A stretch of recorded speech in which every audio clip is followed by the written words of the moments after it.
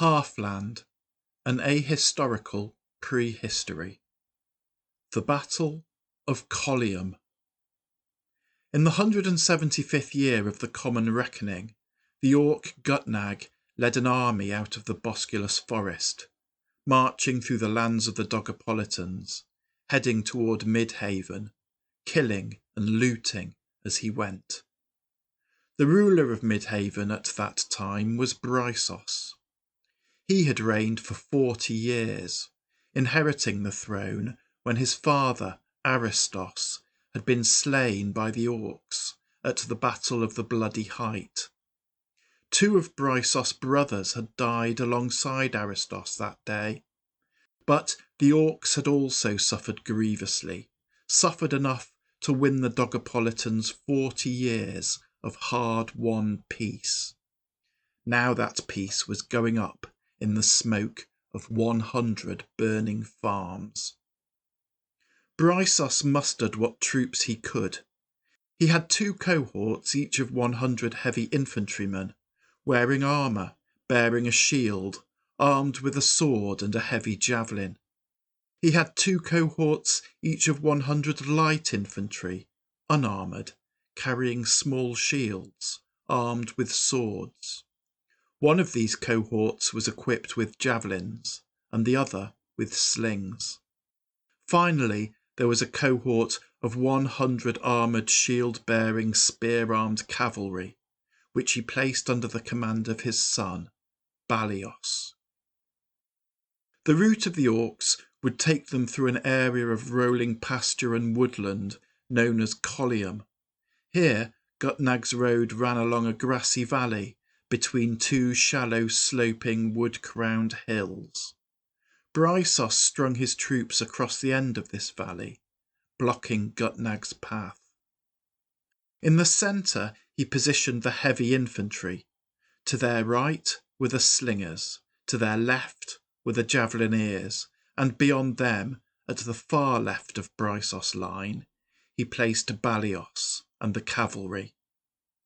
Gutnag and his army advanced along the valley. Observing the Dogopolitans deployed before them, the Orcs halted and rearranged their ranks. Gutnag had some 250 armoured infantry, armed with the devastating Orcan bill. These he placed in the centre of his line, to face off against Brysos' heavy infantry. Like all Orcs, Gutnag considered the use of missile weapons to be despicably craven, but he was aware of the damage they could do, especially the Dogopolitan slings with their long range. He was particularly concerned at the casualties that might be inflicted on his bill Orcs if they had to advance through a hail of slingshot. In his army he had something over 100 armoured Orcs using hand weapons and carrying shields. Gutnag took personal command of these Orcs and placed them opposite the Dogopolitan slingers. His plan was to charge at the slingers. This would distract the slingers from his bill Orcs, and he hoped that the additional protection provided by the Orcs' shields would enable them to close with the slingers without suffering too many casualties on the approach.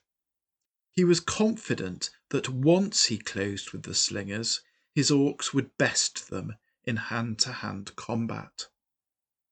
The final component of Gutnag's army was his pride and joy, his wolf riders, 120 armoured Orcs mounted on ferocious great wolves. Wolf riders were rare, and Gutnag had fought hard to collect so many under his command. These he placed on his right flank, where he expected that they would easily deal with the Dogopolitan cavalry and javelineers. Brazen trumpets brayed along the Orcan line. The Dogopolitans shifted nervously from foot to foot, anticipating the impending Orcan assault. And then the Orcan army began to advance, the shield Orcs and wolf riders on the flanks leading the way, with the bill Orcs in the centre moving forward more slowly. The Dogopolitan slingers let fly a cloud of slingshot, which clattered into the shield orcs, but with minimal effect. Gutnag twisted his face into a grimace that was the nearest he ever came to a smile, and shouted at the troops to redouble their pace. On the other flank, Balios and the Dogopolitan cavalry rode forward to challenge the Wolf Riders. For a few moments, both forces halted, facing off in silence. And then the Wolf Riders swept forward, scimitars swinging, wolves snarling, crashing into the horsemen. But the Dogopolitan cavalry held firm. The result was a chaotic brawl, a swirling mass of confusion and killing, spears stabbing, sabres slashing, wolves biting, accompanied by the metallic clash of weapons and the screams of the wounded. Along the rest of the line, the orcs continued to advance. Gaps began to appear in the ranks of Gutnag's shield orcs as the relentless hail of slingshot started to take its toll, but under the lash of Gutnag's tongue, still the orcs came on. And in the centre, the Bill orcs were now nearing the Dogopolitan line. Seeing this, Brysos ordered his javelineers forward, into a position where they could fling their weapons into the flank of the Bill orcs. The javelineers rained javelins upon the Bill orcs, wreaking havoc. The well-ordered ranks of the Orcan formation disintegrated into confusion and lurched to their left, trying to get out from under this deadly deluge. The shield orcs had now advanced to within a few yards of the Dogopolitan slingers, who released one final desperate volley of slingshot at their foes, and the shield orcs reeled back from the Dogopolitan line. As the Orcan army wavered, Brysos sensed his opportunity and ordered his heavy infantry to charge into the milling mass of Bill orcs before them. The Dogopolitans rushed forward, hurling their heavy javelins as they came, stabbing and slashing at the orcs with their swords. But Gutnag had not been beaten yet.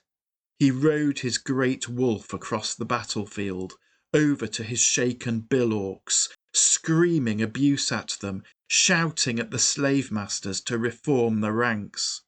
The Bill orcs might have been unsettled by the onslaught of the Dogopolitans, but this was nothing when set against their long-learned fear of Gutnag.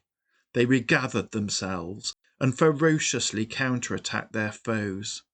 Orcan bills started to do their deadly work, and the smell of Dogopolitan blood gladdened Orcan hearts, and the orcs laughed with the joy of killing. The Dogopolitans discovered that it was one thing to pelt orcs with slingshot and javelins from a distance. It was another to take on frenzied bill-armed orcs in hand-to-hand combat. Orcan bills had a longer reach and hit harder than Dogopolitan swords. Brysos watched in horror as the troops he had thrown at the orcs, expecting to win the victory, were cut down. He did not watch for long. The orcs burst through the Dogopolitan ranks, and Brysos, like his father before him, was brutally hacked to death by Orcan bills.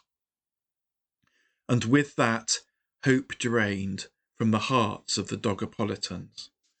While the rampaging orcs slew the last remnants of the heavy infantry, the Dogopolitan slingers turned and withdrew from the battle, heading for their homes, hoping to flee with their families, thus saving them from Orcan slavery or slaughter. On the other side of the melee, the javelineers had watched in dismay as the tide of battle had turned. Brysos was dead, but Balios still lived, still fought on with his cavalry against the Orcan wolf riders. He was now surely the last hope of the Dogopolitans. The javelineers rushed to his assistance, shouting at Balios, urging him to save himself, to live and fight another day, to save the nation. The Javelineers succeeded in distracting the Wolf Riders sufficiently for Balios to extricate himself from the fight, but they paid a high price.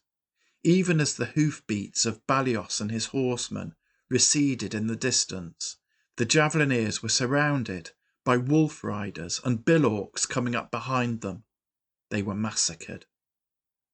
Gutnag grunted with satisfaction at a good day's work well done, and regathered his troops, and the Orcan column resumed its march upon Midhaven. Thus ended the Battle of Collium.